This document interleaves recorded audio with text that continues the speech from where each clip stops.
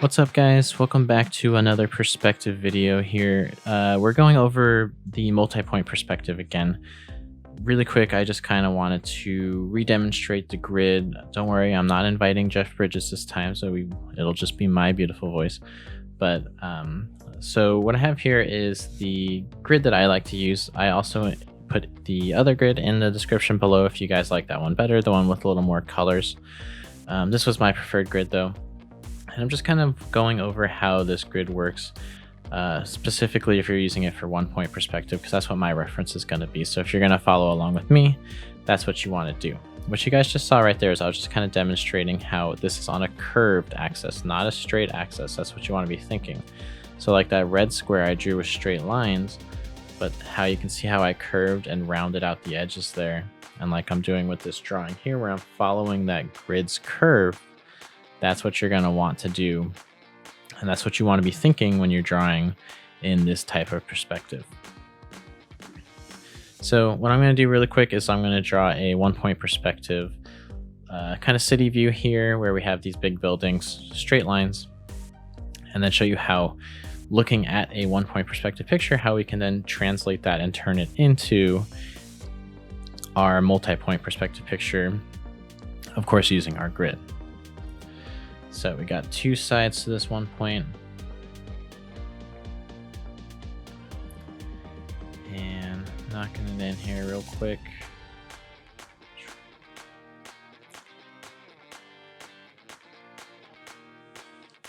So one thing that I do want to talk about too is remember that it looks complicated, but the grid is actually here to help you. The grid is your guide throughout this whole thing.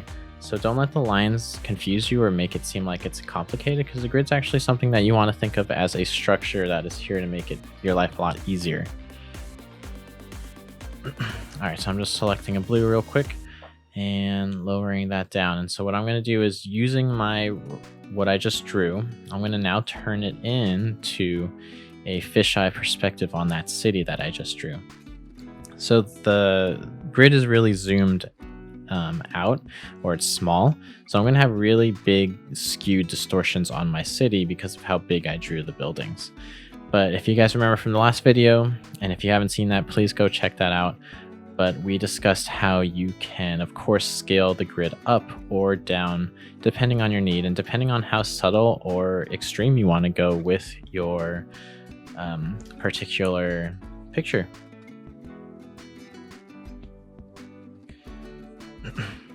So you see, everything going to the vanishing point is still on a straight line. Everything else is following the grid structure of a nice curve. So I'm about to finish this here, and then we're going to jump to my reference.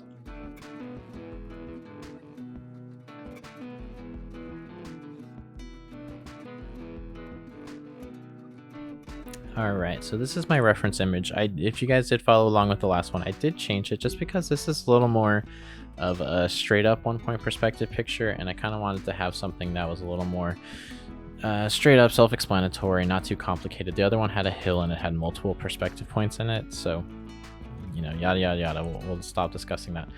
Here I am finding my horizon line, where if you guys could have saw where I did the arrows, I was looking for what buildings I can see on top of, because remember, we're sitting on a balcony on some sort of big building here. So what buildings do I see the top of, and where do I start seeing the bottom of these buildings, right? Where do these lines stop going up and where do they start pointing down in the picture? And that's where I'm kind of guiding myself to find my horizon line. I can also use the linear structure or the lines that are already created by the buildings to, of course, find my vanishing point as well if I need to.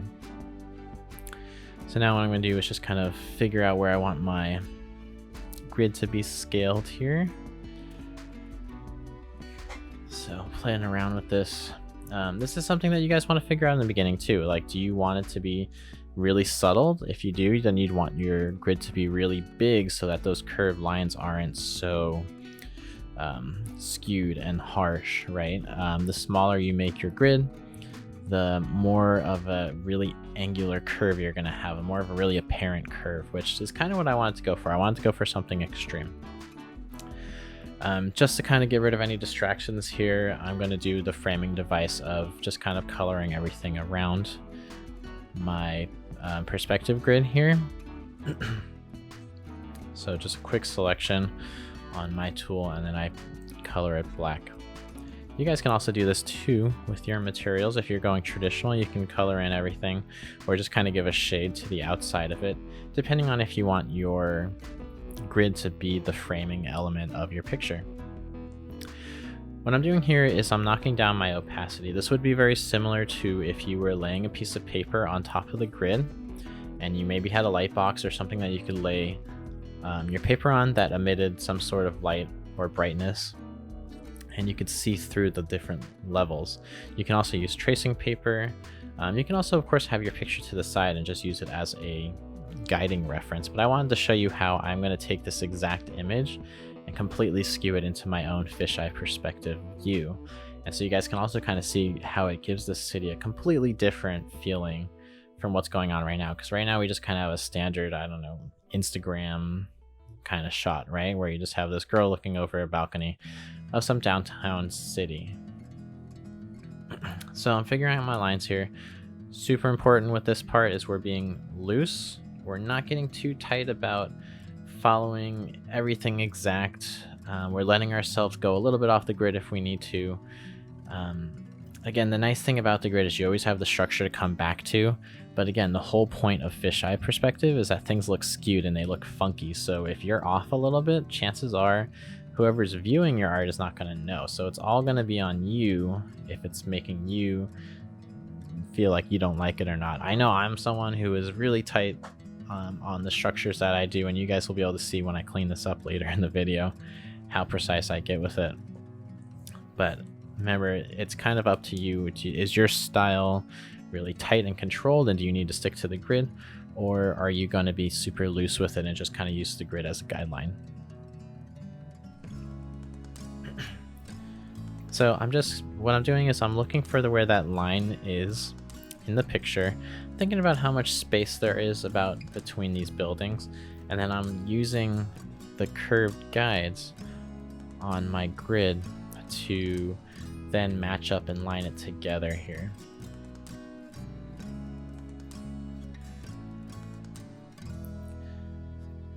One thing I keep doing is I'm going to keep going back to my reference, which this is if you guys have your reference off to the side, remember to keep looking back at it, making these decisions, kind of checking yourself if you're trying to go for a copy of your reference, of course. So I keep turning my opacity up, meaning my color becomes in full vivid color. Did I say my color turns into? My picture turns into full vivid color. And I can see the picture again, and then I'll turn it back down and then I'll start drawing again. But sometimes when you have it really low, or again, if you have a piece of paper over it, you got to flip that paper up so you can see the detail, make sure you're getting the right lines. Now, another good reason that I draw in another color, which is I'm drawing in blue here, right?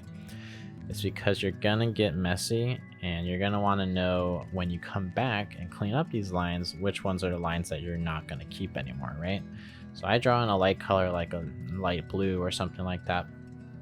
Some artists do red, some do green, completely up to you. But you can also just do light pencil lines, but it's gonna get messy and you're gonna need that eraser for sure.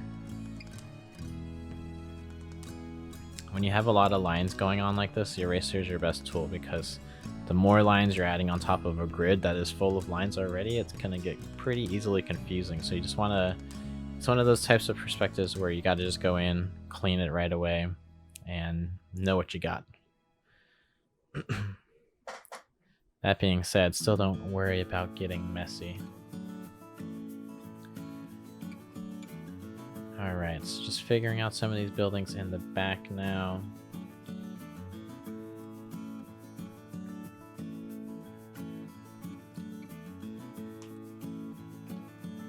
Like I said, you'll see me going over lines over and over and over, just trying to get that perfect curve, because I am someone that over obsesses about stuff like this, and I shouldn't, but it's one of my things that I'm working on as well.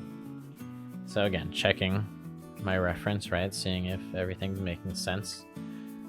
Of course, it can only make so much sense because I'm completely changing the picture, essentially, to a different perspective. But I still want the same buildings in there.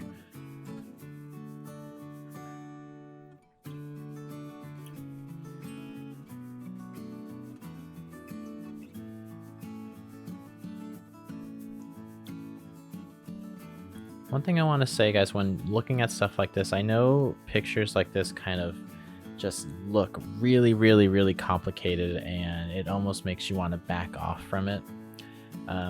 But again, this is a really stylized thing. Going into this, I didn't really know what I was going to get. I didn't have any real pre-planned thing in mind other than the fact that I had this reference image and the grid that I knew I was going to draw it on. And that might be something that is scary to you at first, but I definitely recommend, like, just jump in, try it. You know, you're watching a YouTube video right now, and literally no one can see what you're working on. If you don't like it, toss it. You know, not everything you draw has to go on the fridge, but it's a form of practice. You just want to make sure you're pushing yourself, trying new things, breaking yourself out of your boundaries, right? And giving it a shot.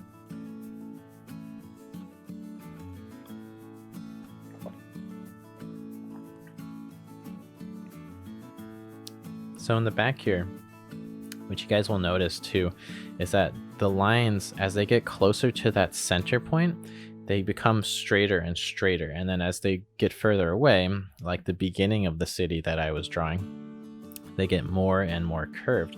And that's because it's lining up with where, technically, if this was a ball, a sphere, it's where we would be looking straight at it, right down the center, right? So it would be a straight line, even though it is still on a curve. So it's kind of interesting. When you have a one-point perspective picture like this, the buildings that are going off into the distance, instead of getting more and more curved like you might think it would be in a fisheye kind of view, it's actually getting straighter and straighter.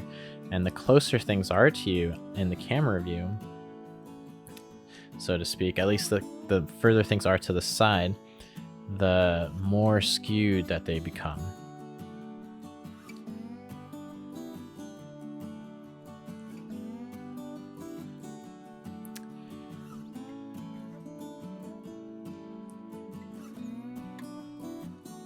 If you guys notice, my workflow here is a little bit different. If you can see my screen, I'm actually working on Photoshop today.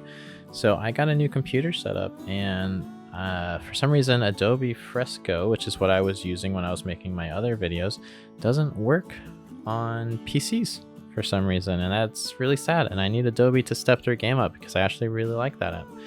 But I'm using Photoshop here, so if any of you guys are interested in digital art, here's a good entry point right here. You guys can kind of see how I have my Photoshop thing set up as a quick little side step there.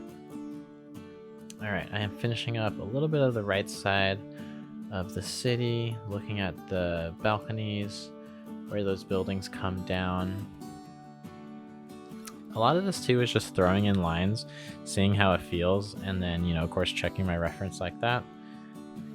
And then I can come back in and change it. So what I just did now, and I was double checking to make sure that the video was recording there. But anyways, what I just did, I put the picture off to the side, and now I'm going to finish. If you guys can see, I have that whole right side of that sphere. It's completely blank because the reference picture was in fisheye, so I didn't see any of that in the actual photography. So I'm going to go in and I'm just going to make some of it up.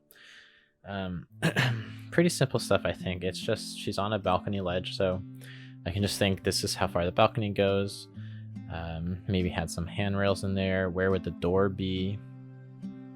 Clearly the metal looking balcony area right above her, the thing that's almost kind of like a covering or roof structure, is another balcony of the building that's, you know, the next level up, the next floor up.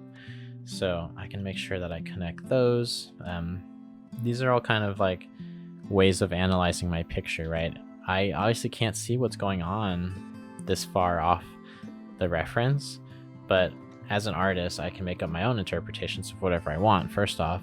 And then second, just like looking at the information I have, I can make my best guesses. So throwing in that door there, I kind of imagine if this is a balcony, it's like a fancy apartment, and this would just be like a slider door, kind kind of thing. You know, this is kind of like the downtown LA backyard, I suppose. The little bit of a tiny balcony for you. Throw in that door. And then I had to fix, or not fix, I had to figure out how I'm going to fit on that top balcony there. And this is another part where, you know, like I was saying in the beginning, don't get so tight to your grid.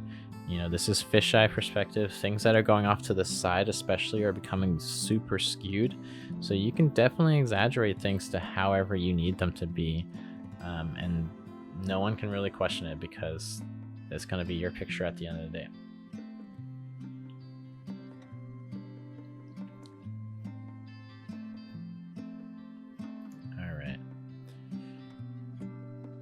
So we're gonna finish this one up here, and then I'm gonna start inking it after we throw in a few more lines.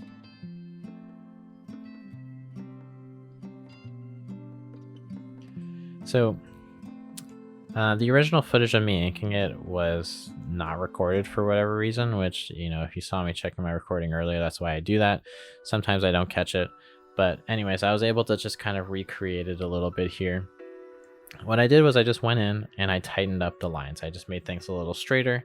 I guess straighter's not really the word to use here because this is a fisheye perspective, but I just made things a little cleaner, right? Not so sketchy. I tried to keep a straight line. If you guys have some sort of French curve or a curved utensil that you can use to create these kind of clean, crisp, curved lines, then you can do that with your colored pencils, your inks, your pencil, whatever you're using today to create this on a traditional form. And yeah, I just kind of went through and I worked. I tried to work foreground, which is what's in front of me, right, to the background. Because I had control here and because I was slowing down to ink this, I kind of had the ability to stop and think, well, which lines are going to be bolder and which lines are going to be thinner and smaller, right? And we know that things in the foreground obviously are closer to us, right? They're in our foreground, they're right in front of us. So we see them as bigger, more prominent, you know, right in front of our faces, right? So things that are closest to us are going to be biggest, boldest, especially when we're inking. And then you guys can see as I do a couple of these buildings in the background there, I tried to keep my line weight nice and light and thin. That's something that took me a really long time to do, to kind of control my line weight. It took a lot of teachers telling me over and over and over that I need to control my line weight. So it's definitely something that I know it's tough, but it's worth practicing. All this stuff is worth practicing, and it really is just practice, practice, practice. I know probably the millionth person to say that to you for the 10 millionth time, but unfortunately some things are just true, and that's why they're repeated, right? So going in here, just kind of adding in these lines. You guys can see with the grid removed, you can see a little bit of that structure now. We're really getting that kind of intense fisheye look, knowing that this structure is in front of us, because it's like the maximum level of skewed, right? It kind of just looks funky with that overhanging balcony on top and whatever's going on. I added some of the window structures here, just to show a little bit. I didn't go too far past this just because I didn't want to overwhelm this project. I kind of wanted to keep it short and sweet, and I'm not going to say simple because I know it's not simple, but to the point. Let's use that word. And here I just kind of threw in these lines. These ones, I'll admit, I got a little impatient after drawing this thing for so long, and I kind of just threw them on using the curve. And there it is. It's all finished. Make sure I got my blacks in there nice and dark. I'm going to turn off my blue line here. And there it is, guys, all finished. As always, thank you guys for watching. If you guys have any suggestions for perspective videos in the future for me to do, let me know, as of course I want to keep making content that you guys are interested in. All right, guys, have a great day.